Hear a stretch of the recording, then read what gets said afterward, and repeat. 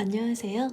오늘은 우리 모두의 마음속에 있는 불안에 대해서 이야기를 나누려고 합니다. 불안은 왜 생기는 거며, 불안을 다스리는 방법과 그리고 실제 제가 불안을 다스렸던 경험을 이야기해 드려 볼게요. 이 영상을 보시고 난다면 비교적 쉽고 빠르게 스스로 불안을 다스릴 수 있으시게 되실 겁니다. 불안은 나약함의 증거가 절대로 아닙니다. 오히려 그것은 여러분이 살아있다는 증거이고요. 더 나은 삶을 원한다는 증거이기도 합니다. 불안이라는 것은 내 삶을 더 잘 살고 싶은 걱정에서 시작이 되고, 그 걱정이 내가 원하는 삶, 원하는 것들을 집착하고 있는 것과 만났을 때 불안은 올라가게 됩니다. 그래서 여러분들이 완벽하게 불안이 없는 삶을 목표로 하지 마시고요. 대신에 불안과 함께 살아가는 법을 배워가실 수 있는 시간이 되셨으면 좋겠습니다. 그 과정에서 우리는 더 강해지고 더 지혜로워질 수도 있게 됩니다. 여러분은 결코 혼자가 아닙니다. 우리 모두는 각자의 불안을 안고 살아가고 있어요. 하지만 그 불안을 이해하고 받아들이고 현명하게 다루는 법을 배우면서 우리는 조금씩 성장해 나갈 수 있다고 생각합니다. 그렇다면 이 불안이 무엇이고 어떻게 다룰 수 있는 것인지 이야기를 한번 시작해 볼까요? 우선 불안을 느끼는 이유부터 살펴보겠습니다. 첫 번째, 불안은 우리 몸의 자연스러운 방어책이에요. 인류가 수백만 년 동안 살아남을 수 있었던 것도 이 불안 덕분이죠. 맹수의 공격을 피하고 위험한 상황을 미리 감지하게 해준 것이 바로 이 불안이었으니까요. 두 번째, 현대사회의 특성이 불안을 더 강화시키고 있어요. 끊임없이 울리는 알람, 24시간 넘쳐나는 뉴스, SNS에서 보는 다른 사람들의 완벽해 보이는 삶, 이런 것들이 우리의 불안을 키우고 있죠. 그리고 세 번째, 불확실성이 커진 시대를 살고 있어요. 10년 후에는 어떤 직업이 살아남게 될지, 어떤 기술을 배워야 할지, 미래를 예측하기 점점 어려워지고 있죠. 그렇다면 이런 불안은 우리 삶에 어떤 영향을 미칠까요? 가장 먼저 나타나는 것이 신체적인 변화입니다. 가슴이 두근거린다던가, 숨이 가빠진다거나, 머리가 아프거나 어지럽거나, 소화가 잘 안 되고 배가 아프거나 잠을 잘 못 자거나 하는 것들로 신체적인 증상들로 나타나게 됩니다. 그렇다면 이럴 때는 우리들에게 필요한 것이 바로 호흡 관찰입니다.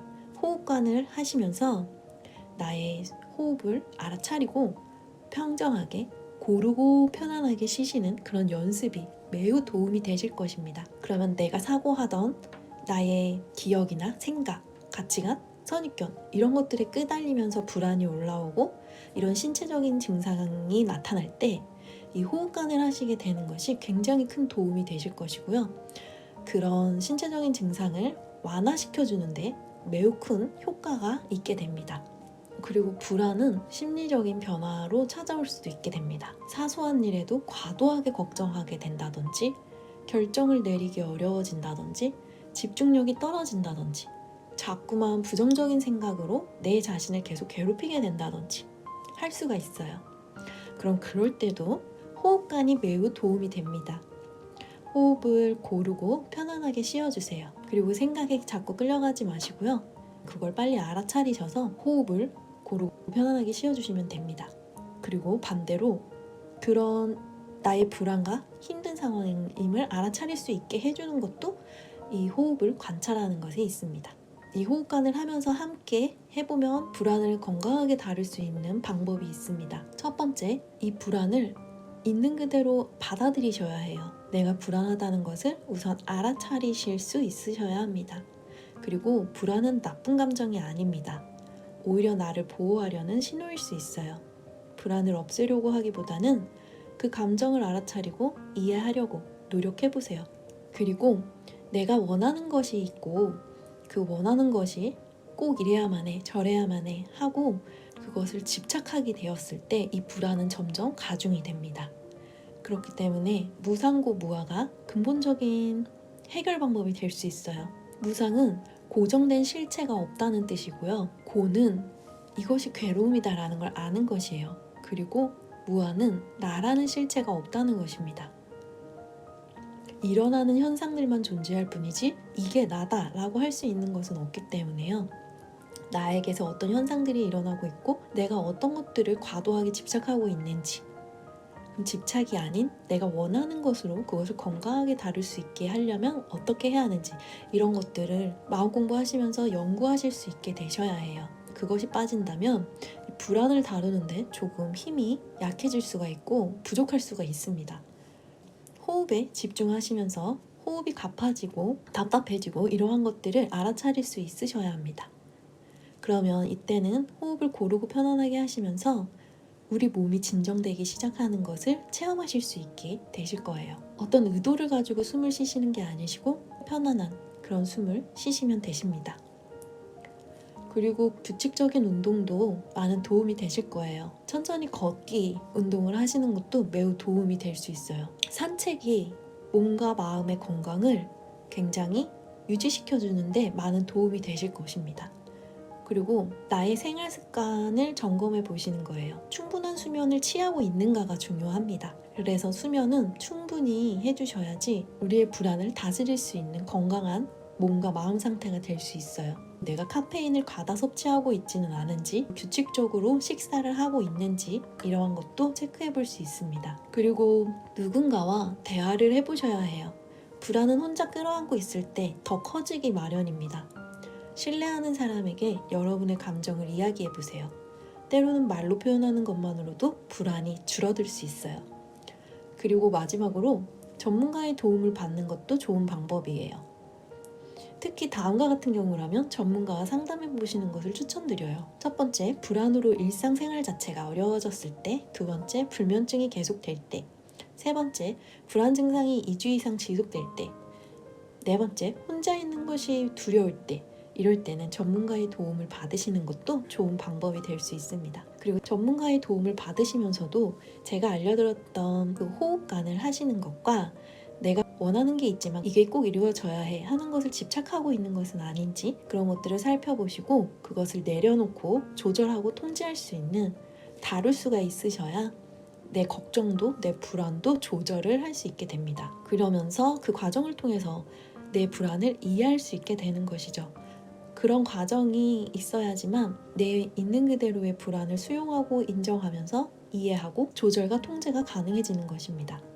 그렇다면 우리는 이 불안을 안 느끼는 것이 아니라 불안이 올라오더라도 그것을 건강하게 불안과 함께 살아갈 수 있는 그런 방법을 터득하실 수 있게 되실 거예요. 그리고 저의 경험담을 이야기해 드려 보겠습니다. 저는 가족한테 특히나 이 불안의 요소가 잘 작동을 했었는데요. 가족이 아프다든지 안 좋은 일이 있다든지 할 때 건강한 불안이 아니라 병적인 불안을 느꼈었어요. 숨이 가빠지고 심지어는 화가 났죠. 그리고 짜증이 나고 내가 지금 할 수 있는 일에 최선을 다하지 못했어요. 그러면 도대체 나는 어떤 것을 원하고 있길래, 내가 무엇을 집착하고 있길래 이렇게 화까지 나는 것일까? 라고 했을 때 저는 가족들의 건강과 안전, 행복을 원하고 있었어요.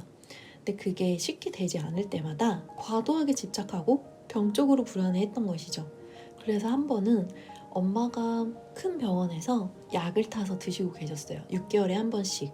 근데 그 큰 병원에서 이 처방전을 가지고 동네 병원에서 지어 드셔도 되신다 라고 하셔서 엄마가 6개월 후에 그 약을 집 근처의 병원에서 그 처방전으로 약을 지어서 오셨어요. 그리고 제가 그 약이 어떠신지 잘 맞으시는지 걱정이 돼서 물어봤어요.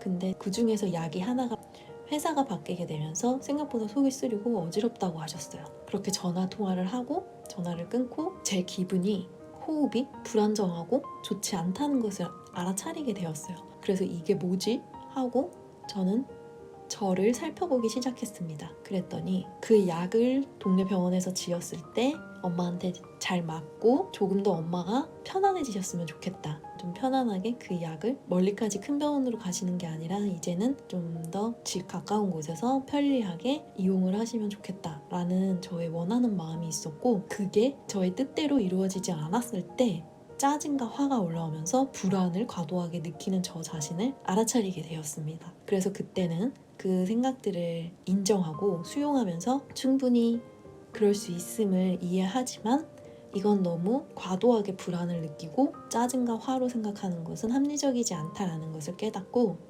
멈춰서 호흡을 고르고 편안하게 하면서 집중을 하게 되었습니다. 그러면서 몸도 마음도 안정화가 되고 차분해지면서 그러면 내가 할 수 있는 일에 최선을 다해야겠다라는 생각을 할 수 있게 되었습니다. 그러면 나는 과연 무엇을 할 수 있을까라는 생각을 하면서 내가 엄마한테 도움이 돼 드릴 수 있다면 충분히 도와드려야겠다 라는 마음을 먹었고, 엄마가 필요하신 게 있으시면 나한테 도움을 요청하시겠지 하고 제가 할 수 있는 것과 엄마가 할 수 있는 것을 분리해서 생각할 수 있게 되었고 침착하게 실천을 할 수 있었어요. 그래서 그 후에 엄마에게 다시 전화통화를 하면서 필요한 게 있으시면 제가 도와드리겠다고 필요한 게 있으신지 여쭤보고 기분 좋게 통화하고 마무리했던 적이 있습니다. 이렇게 스스로 나의 불안에 대해서 살펴보시면서 이해할 수 있게 되신다면 얼마든지 조절과 통제가 가능해집니다. 여러분도 하실 수 있으실 거라고 생각합니다.